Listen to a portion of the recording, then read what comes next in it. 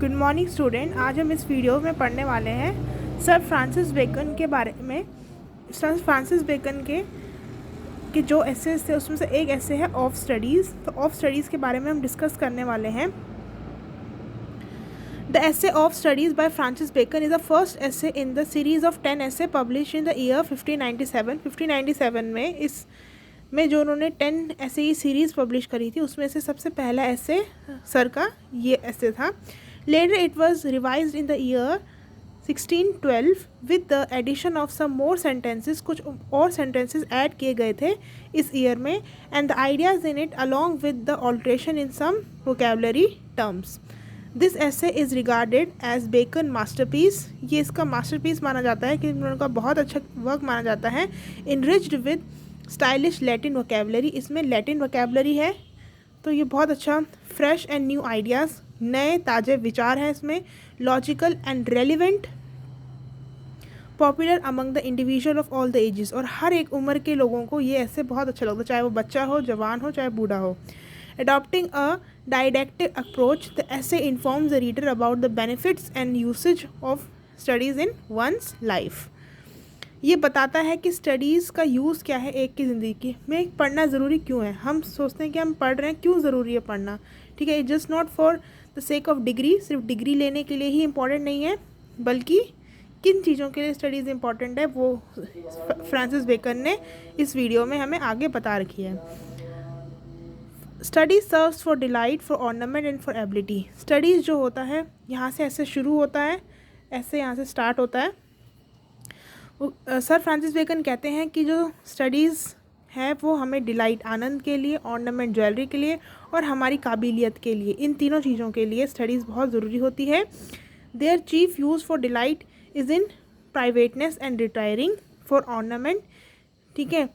ये हमारी प्राइवेटनेस को और रिटायरिंग को बहुत इनरिच करता है।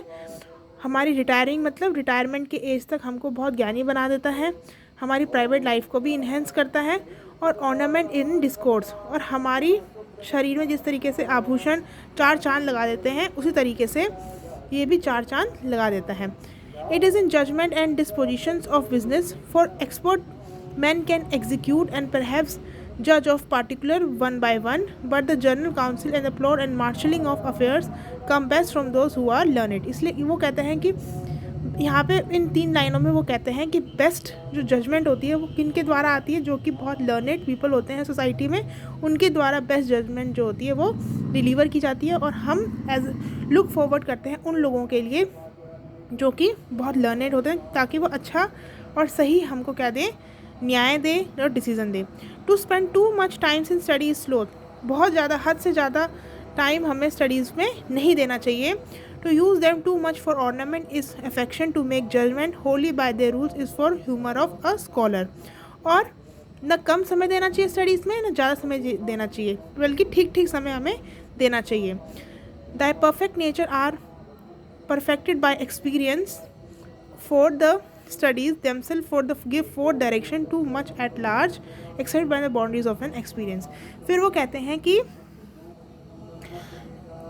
स्टडीज़ हमें एक डायरेक्शन देती है, ठीक है। कहाँ की डायरेक्शन देती है? आगे बढ़ने की हमको एक डायरेक्शन देती है। At large expect and bonded bye experience. और हमें जब हम आगे बढ़ते हैं स्टडीज़ के साथ तो हम आगे बढ़ते हैं with lots of experience. Experience के साथ भी हम क्या करते हैं, आगे बढ़ते हैं। Crafty man condemned study. Crafty man जो होता है, जो बंजारे लोग होते हैं या फिर जो ज़्यादा पढ़ाई लिखाई में ध्यान नहीं देते हैं, वो स्टडीज़ को क्या कर देते हैं, निगलेक्ट करते हैं। वो कहते हैं कि स्टडीज़ पढ़ने का क्या फ़ायदा, ठीक है, खाओ पियो सो जाओ, या फिज़िकल वर्क करो, उससे अर्निंग करो और सो जाओ, ठीक है। जबकि simple man admire them. Simple man जो आम लोग होते हैं वो क्या करते हैं, एडमायर करते हैं स्टडीज़ को। अगर पढ़ लिख के कोई बहुत बड़ी पोजीशन में चले गया तो हम क्या करेंगे, एडमायर करते हैं उनको। And vice man use them. और जो वाइस मैन होते हैं वो स्टडीज़ का क्या करते हैं, यूज़ करते हैं। स्टडीज़ का यूज़ करना ही वो कहते हैं, फ्रांसिस बेकन कहते हैं कि सबसे बड़ी चीज़ होती है कि स्टडीज़ का हमको अच्छी तरीके से यूज़ करना चाहिए।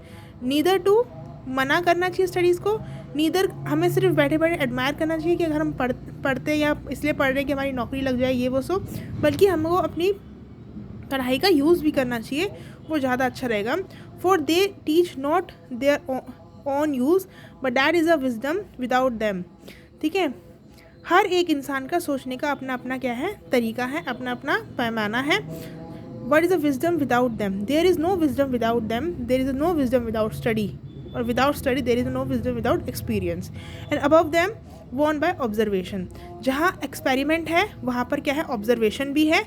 और experiment, observation, this stand side by side, ये क्या करते हैं, ये दो चीज़ें stand करती हैं। अब यहाँ पे हम आगे बढ़ते हैं तो आगे ही बोलता है neither read to contradict nor confuse। ना तो आपसी बहस के लिए पढ़ना चाहिए, ना तो कन्फ्यूज के लिए पढ़ना चाहिए कि मेरे पास ज़्यादा नॉलेज है, तुम्हारे पास कम नॉलेज है। इस तरीके से तो कभी भी पढ़ाई को नहीं पढ़ना चाहिए। नॉर टू बिलीव और to take for granted, not to find talks और डिस्कोर्स, बट टू सिर्फ बातें करने के लिए कि एक मुद्दा मिल जाए बात करने के लिए, उसके लिए भी हमें नहीं पढ़ना चाहिए। बट टू मतलब तो फिर हमें किस चीज़ के लिए पढ़ना चाहिए, तो वो कहते हैं कि to weigh and consider, weigh करने के लिए और कंसीडर करने के लिए हमें पढ़ना चाहिए। Some books are to be tasted, some are to be swallowed. कुछ को सिर्फ टेस्ट करना चाहिए, एक पीस टेस्ट कर लिया उसका, ठीक है, 1 स्पून टेस्ट कर लिया उसका। कुछ ऐसा होना चाहिए कि आपने बिल्कुल निगल ही दिया।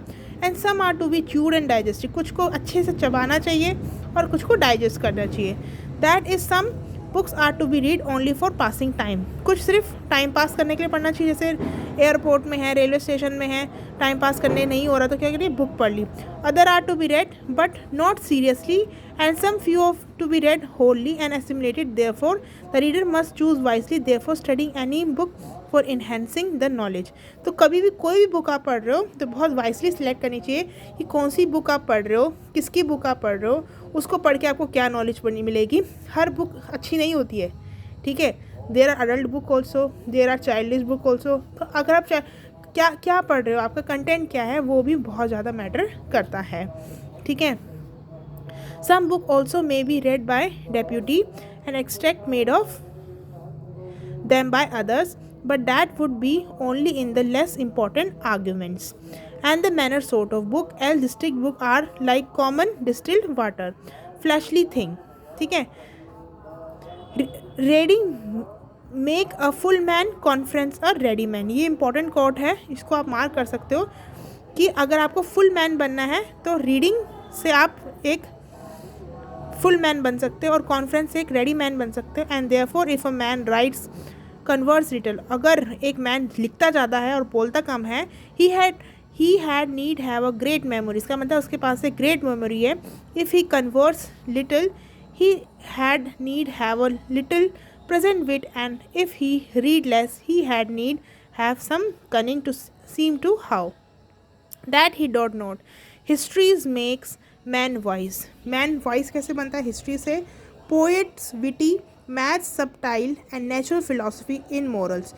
Nay, there is no stone and implements in the wit, but may be wrought out of the fit. Studies like a disease of the body may have appropriate exercise, ठीक है। इस तरीके से आपको यहाँ पे बता रखा है, ठीक है।